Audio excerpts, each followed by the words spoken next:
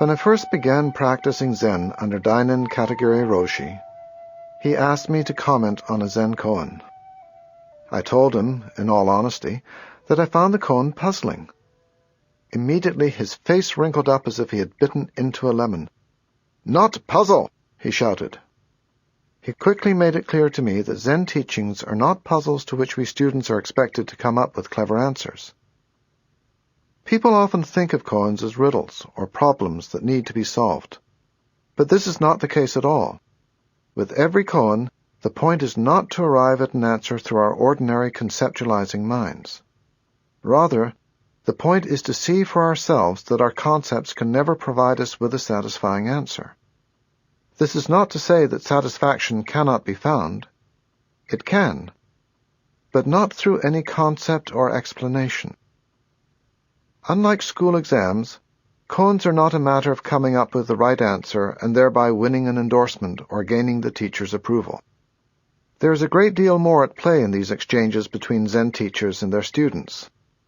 Indeed, if it were merely a matter of coming up with the right answer, you could simply look it up in one of several volumes that claim to provide answers to koans. But in an exchange with a true teacher, this isn't going to do you much good. If you don't understand the heart of a koan, it will be quite obvious the moment you're asked a follow-up question, one that's not in one of the books. No concept, no idea, no piece of intellection will ever give you the answer. Whether we're talking about life or koans, the same thing really, there are no pat answers or solutions.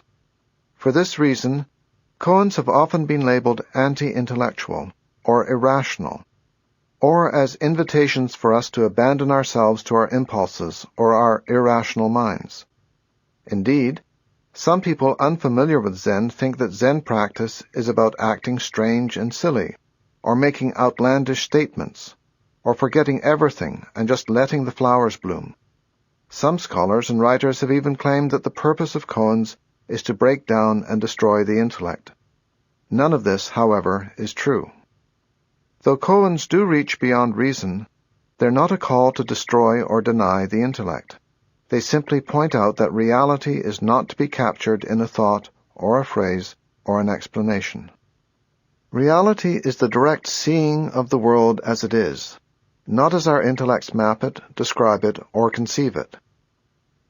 It's not that human intellect is bad, or that we must get rid of it, but we must bring ourselves back to the fact that the intellect can only construct models of reality, never reality itself. Our problem, however, is that we get taken in by our mental constructions, mistaking them for reality.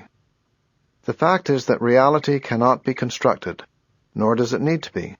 It's already here, and we're all inseparable from it.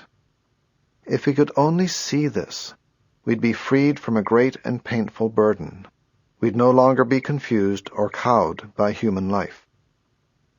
Another common misunderstanding of koans is that they are exercises of wit in which the teacher asks the question and the student must immediately come back with an adroit response.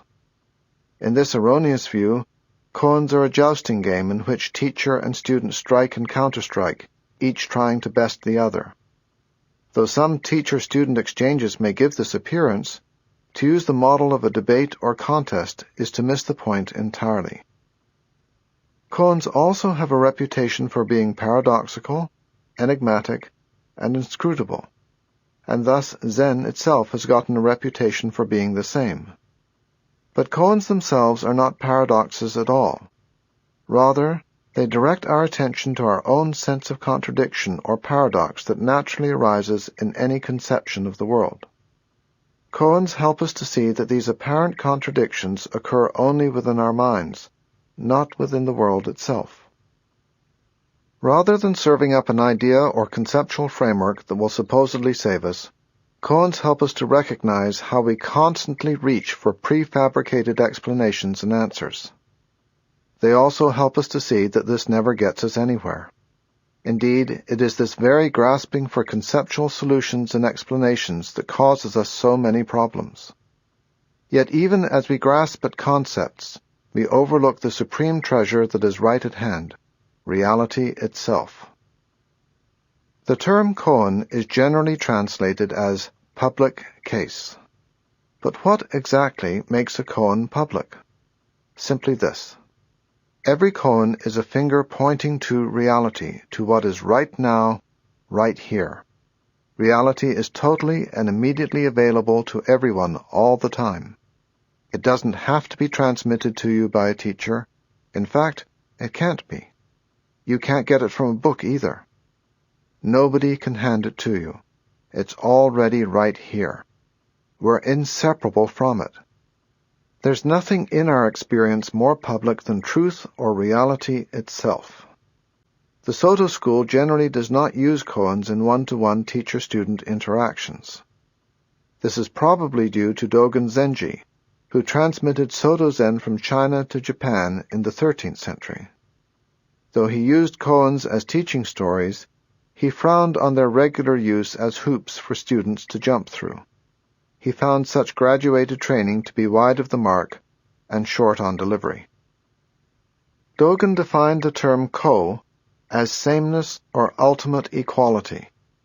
According to Dogen, every thing, thought, or emotion we encounter or experience is an equal and necessary component of reality.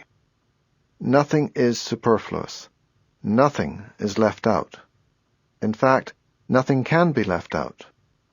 Whether we recognize it or not, we're always dealing with totality, which is utterly beyond our concepts of part or whole, equal or unequal.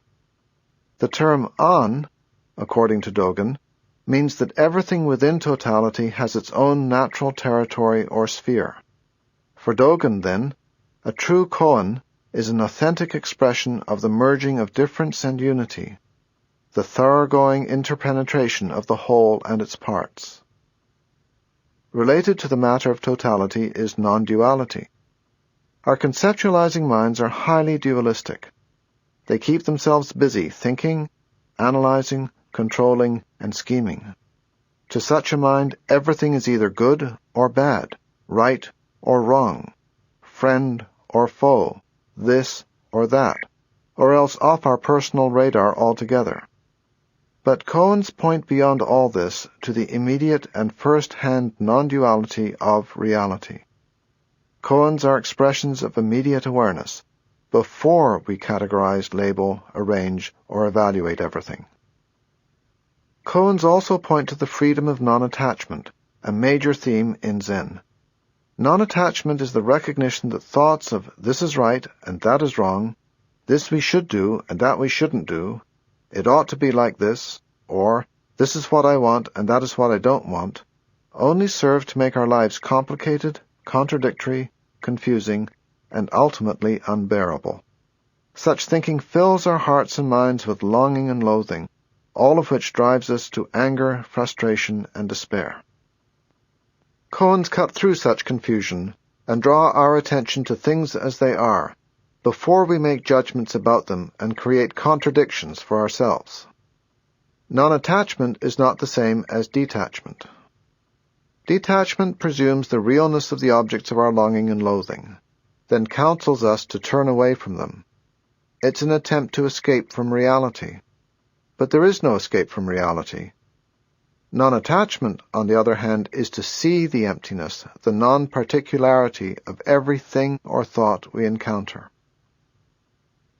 Koans speak of genuineness and ordinariness, actual, true reality, without any need for explanation, embellishment, or improvement. They remind us that we don't need to push the river or add legs to the snake. Reality is always right here, out in the open, a public case. Dealing with it is forever a matter of calming down, focusing, and noticing how we spend the greater portion of our time explaining everything to ourselves. Koans, like meditation, are a practical way of watching our minds, paying careful attention to what is really going on, and perceiving reality directly, free of our ideas about it, explanations for it, and habitual responses to it. In short, koans are serious business. They're about life and death, about all our deepest questions and concerns, the ones that are most immediate urgent, and unavoidable. Life isn't a matter of pleasing the teacher or getting the right answer or passing a test. Koans direct us to be present with what is going on now, and to notice how our minds respond to this. Once this is seen, there's no wasting of the day, or yourself, or the world. What binds you drops away, and you will let it go.